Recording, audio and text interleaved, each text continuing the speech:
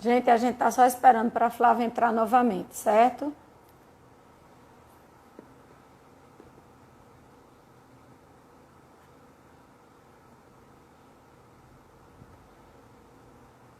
Vamos lá, Flávio. Bom, ok. Está entrando, vamos continuar.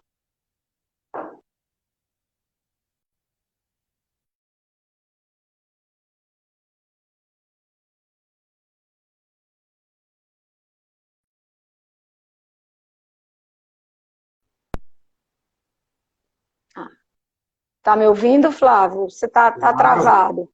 Pronto. Live do CRA, parte 2, o retorno. É, é sinal que tá dando certo, né? Porque tem mais coisa para a gente falar aí. Eu Claro, estava claro. pegando uma pergunta de Diego, mas a pergunta dele era meio longa. E quando eu Fique à vontade. apaguei, eu vou pedir a ele que, se ele puder, ele me faça a pergunta de novo. Certo, Diego? Enquanto isso, a gente vai, eu vou fazendo aqui uma pergunta para a gente ganhar tempo enquanto ele entra. Muita gente usa esse termo quando voltar ao normal, né? Mas que normal é esse, né? Porque eu acho que a vida da gente nunca mais vai ser a mesma. Normal, normal, a gente nunca mais vai voltar. Então, como será esse novo normal para quem presta consultoria organizacional como você, Flávio? Vamos lá. Olha isso, gente. É possível que você já tenha ouvido essa expressão. Essa é uma expressão que vem muitas vezes entre aspas. O É. famoso novo normal. Por que essa expressão acontece? Porque algumas pessoas, de maneira até inadvertida, dizem assim: ah, eu não vejo a hora das coisas voltarem ao normal. A pergunta que a gente se faz é: que normal você está falando, hein? Ah, não, aquela época que a gente podia se abraçar, que a gente podia dar dois beijinhos, apertar a mão. Eu sei que isso vai voltar. Só, gente, que esse período aí de 60, um pouco mais do que 60 dias, né? Vai avançar um pouquinho. Ele trará, já está trazendo profundas mudanças no nosso jeito de ser. Então, assim, vai haver um normal, vamos voltar ao normal. Na verdade, a gente não vai voltar ao normal. A gente vai caminhar rumo a um novo normal. Olha isso, que coisa louca, né? Novo normal. E como é que vai ser esse novo normal? Eu vejo assim, Marília e colegas, são novas atitudes. A nossa cabeça está mudando. São novas atitudes. Por exemplo, veja o que eu falei aqui. Vocês percebem como esse período de isolamento deixou a gente mais perto da nossa família? Vocês perceberam isso? E aí, assim, tem mais conflito? Tem, mas você está mais perto. Então, os pais estão mais junto dos filhos, a convivência dentro de casa fez com que as pessoas da família conversassem mais.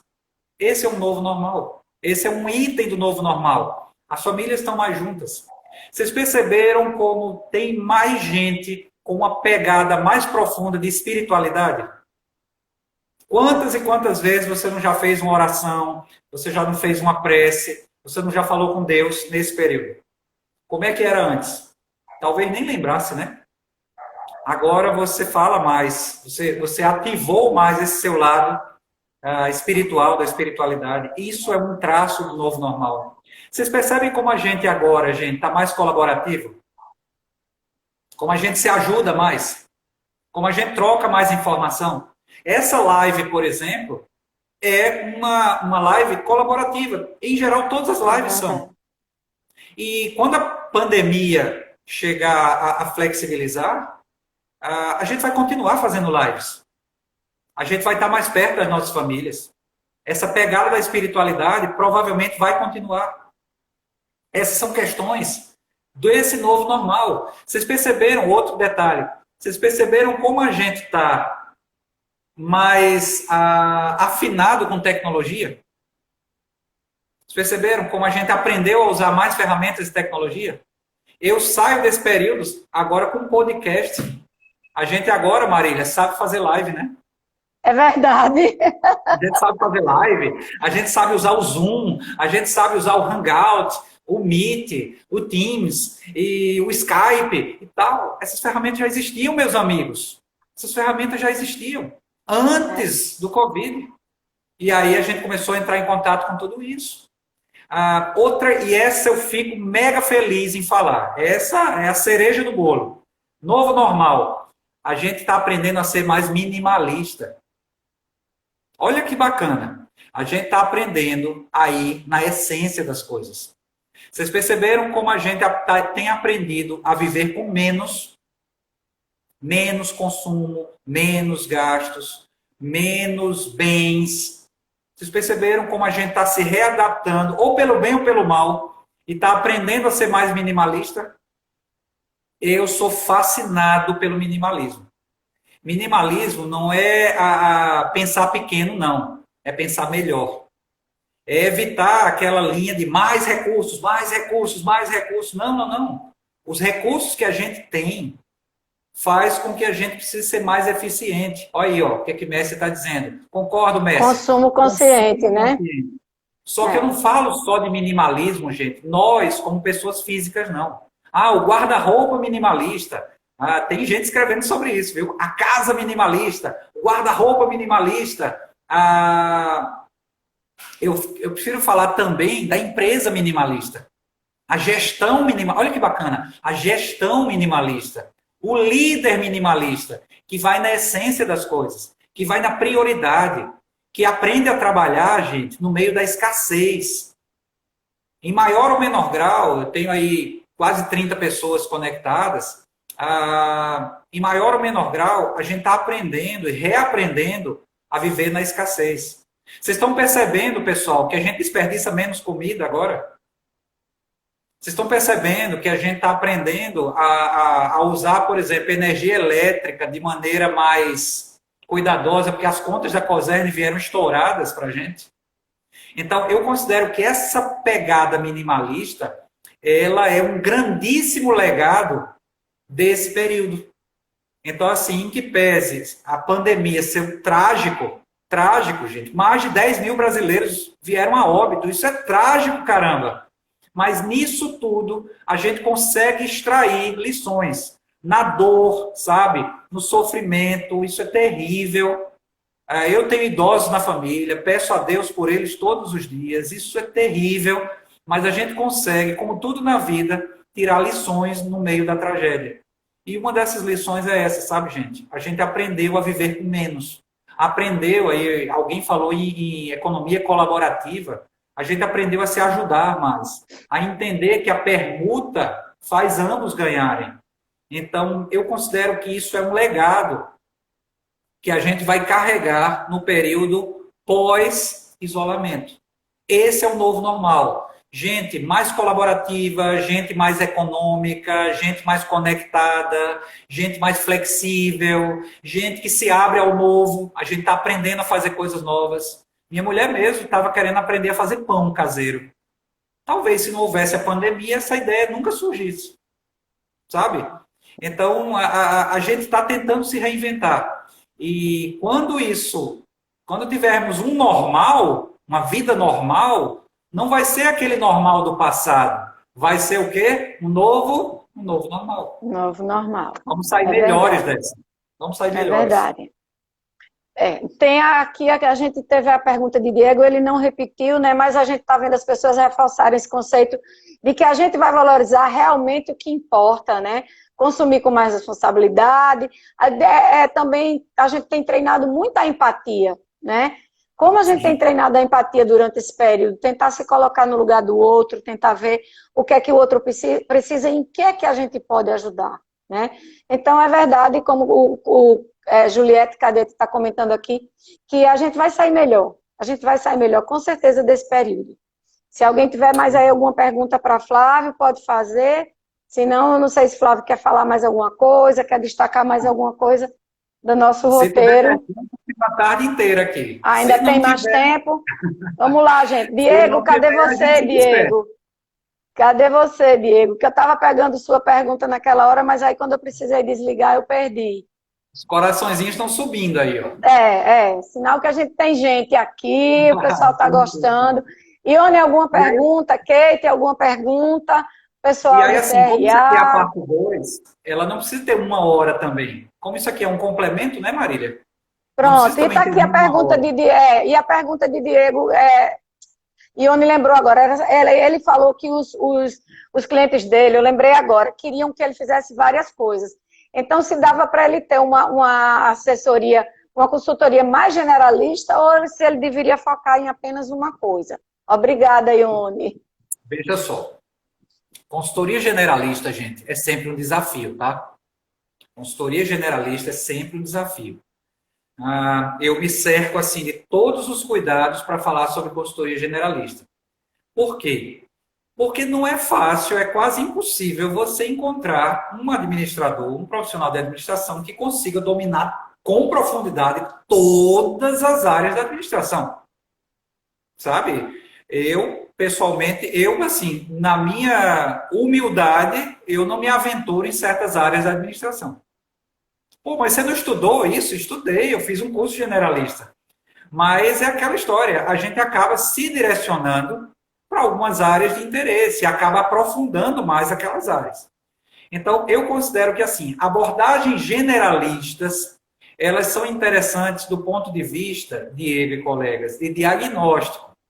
Diagnóstico. Tá, vamos fazer um diagnóstico generalista, abrangendo todas as áreas daquela organização. Show! A gente faz um diagnóstico generalista.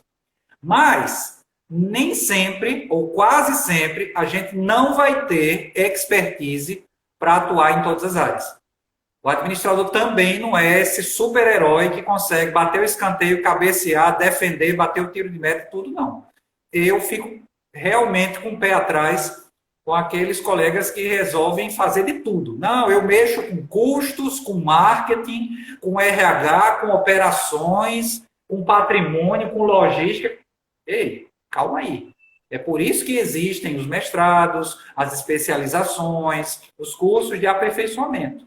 Então, eu considero que a abordagem generalista ela é válida para a gente fazer como diagnóstico, uma etapa introdutória e inicial. A partir desse diagnóstico, algumas necessidades, o consultor, por iniciativa, ele consegue abordar. Outras, ele vai ter que chamar algum colega que tenha expertise naquela área para fazer um trabalho de qualidade. Nesse aspecto, não vale querer abarcar o mundo tentando dar solução a todo e qualquer problema. Eu não recomendaria. Certo. Joane Lopes está perguntando será que vai existir possibilidade de voltar como era antes? Pois o marido dela trabalha com shows, com grandes eventos, e como ficará essa questão? Vamos lá. Bom, Joane, do ponto de vista comportamental, voltar ao que era antes, a gente já comentou há poucos minutos sobre o novo normal. E quando a gente falou em novo normal, foi muito mais em termos de atitudes, comportamentos, visão de mundo. A gente está passando por um processo de mudança, sim.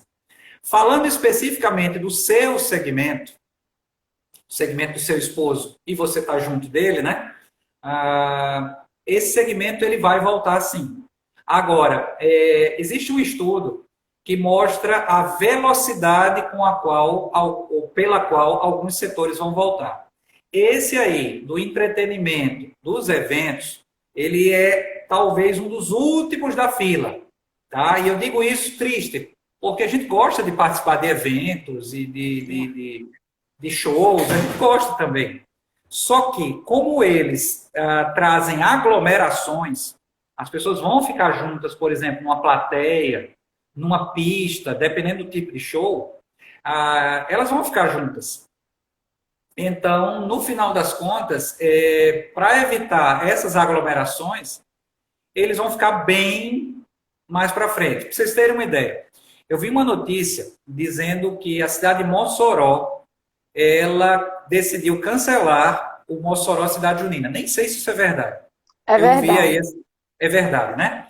Eles decidiram cancelar um evento tradicionalíssimo, né? O Mossoró Cidade Junina. Campina Grande, por sua vez, decidiu transferir o São João para outubro. Olha isso. O São João de Campina, nossa querida Campina Grande, vai para outubro. Um negócio completamente atípico. Então, o setor de turismo e eventos, ele vai retornar sim. E nosso povo é um povo que gosta de eventos. Nosso povo é um povo que celebra, um povo festeiro. O detalhe é, vai demorar um pouquinho por conta, da renda das pessoas que sofreu um decréscimo, e muito mais do que isso. Como são situações em que vai ter gente junta, aglomerada, aí por uma questão de saúde, ele vai demorar um pouquinho. Mas a minha aposta é que esse ano ainda, de 2020, aí nessa faixa aí, ó, Campina é um indicador interessante. Outubro, aí eu considero assim, último trimestre. Outubro, novembro, dezembro, a gente vai ter um retorno gradual. Sim. Outro caso interessante. Eu conversei com uma diretora de hotel lá de João Pessoa. E ela me disse que uma grande operadora, que é a CVC, ela vai reabrir as reservas a partir de novembro. Então, de novembro em diante, as reservas aí daqueles pacotes da CVC vão reabrir.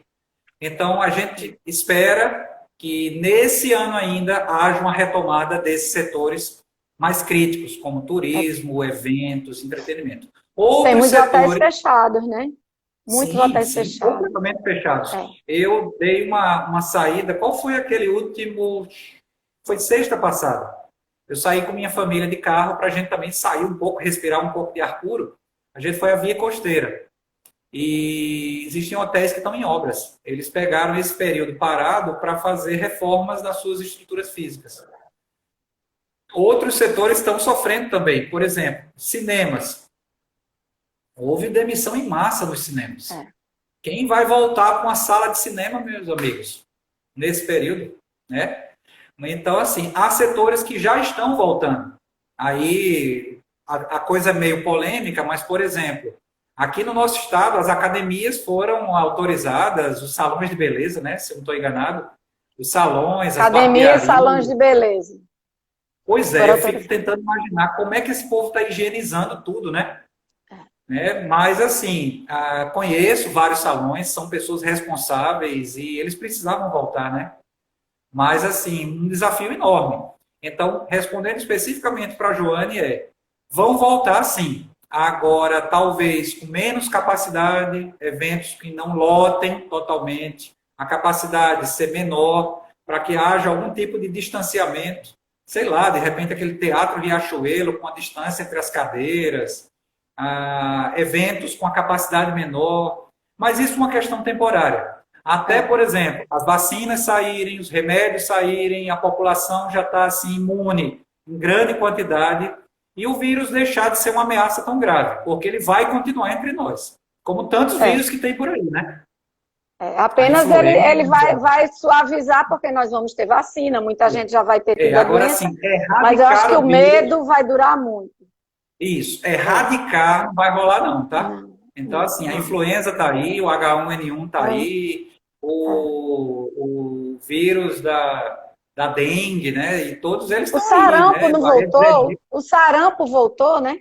Há tanto tempo que estava erradicado e voltou, é um risco. A diferença futuramente haverão remédios, vacinas e muita gente estará já com anticorpos, né? Vai estar imunizado. Então, ele vai deixar de ser uma ameaça tão grave.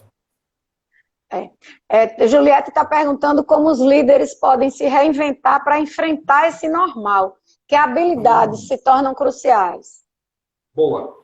Bom, no caso dos líderes, a gente que estudou administração sabe que o líder, a gente aprendeu isso lá na faculdade. O líder, ele precisa ter uma habilidade incrível de dosar o lado técnico e o lado humano. Essa é a grande essência da liderança. Alguém que consegue ser bom, tecnicamente falando, e socialmente falando também. E um líder nesse período agora de transição, gente, ele tem, como eu disse há alguns minutos, ele tem que manter o moral do time dele em alta, não deixar o pessoal desanimar, porque esse desânimo gera problemas de saúde mental e de produtividade também. Alguém desanimado não produz. Alguém com medo não produz. Então, o líder ele precisa se mostrar que é o quê? Que é um apoio. As pessoas não podem temer, olha isso, não podem temer os seus líderes. Elas têm que ver seus líderes como exemplos. E a hora do líder ser exemplo é essa, gente. É a hora da crise. É a hora de ser apoio para a sua equipe, ser alguém que está ali no sentido de ser o capitão do time, a equipe não se sentir perdida, não se sentir desassistida, ser apoio emocional, se possível, apoio técnico e ser aquele líder que está incentivando todo mundo. O povo está em home office, mas home office não é a mesma coisa de férias, eles estão produzindo. Então o líder precisa estar, em primeiro lugar, em contato permanente com a sua equipe. E, além disso, nos bastidores, essa reinvenção do líder, Juliette, faz com que ele tenha que pegar esse período para que ele ponha em dia suas leituras, para que ele se capacite, para que ele domine novas ferramentas, para que ele planeje a volta. Então, ele vai fazer um trabalho interno em si e um trabalho também com sua equipe. Ok, Flávio. Aqui, Ione estava falando nessa questão do medo, né? Que as pessoas iriam demorar a passar esse medo. Alguém também, que é o Vivian, Michele e outras pessoas comentaram que o Hotel Termas fechou, em função que a cidade junina também era uma lotação garantida. Eu acho que uma coisa alimentava a outra, né? O Termas levava muita gente para Mossoró, depois chegou a cidade junina, que levava muita gente para o Termas. E uma coisa estava ligada à outra. Outra variável foi a própria atividade de petróleo e gás, que ao longo do tempo desacelerando em Mossoró, né? Em Mossoró. Então, as duas coisas que seguravam muito, as três, o turismo Mossoró, o Termas, a Petrobras, que não era turismo, mas era moradia, residência, e o Mossoró Cidade Junina, né? Então a gente espera que daqui para frente eles se reinventem também e consigam voltar. Eu acho que não tem mais nenhuma pergunta aqui. Aqui, peraí, tem aqui.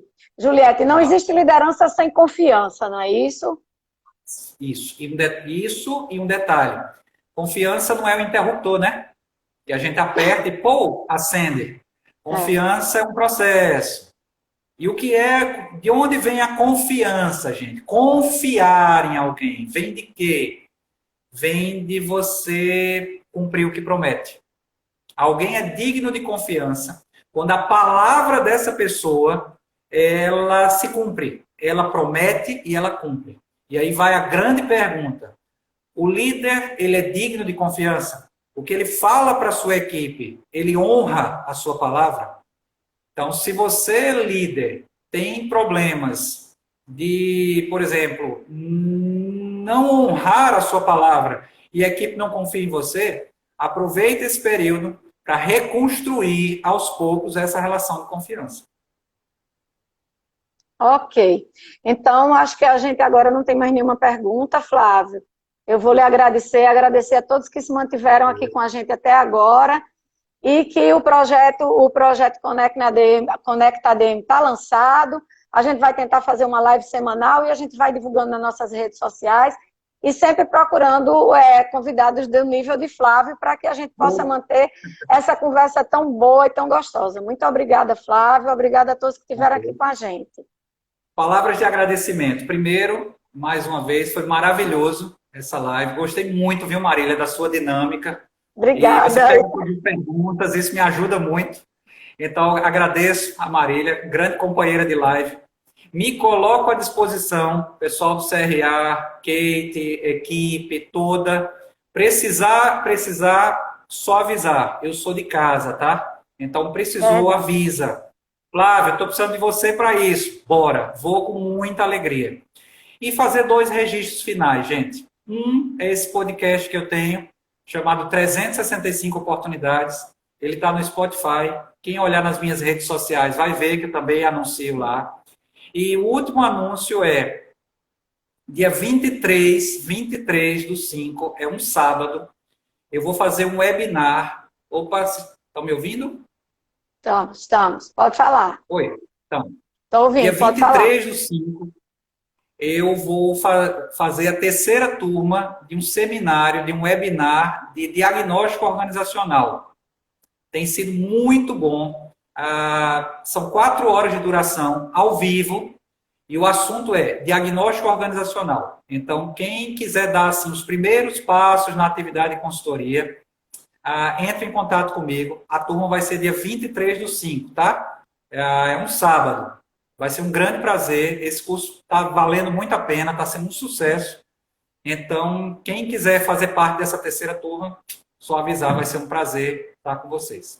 Tá bom? Olha aí, gente. Um abraço. Fiquem Obrigado de por quem olho. printou a tela, tá? O pessoal que printou a tela, agradeço. E aí a gente coloca isso como postagem. Obrigado, Marília. Obrigado, pessoal.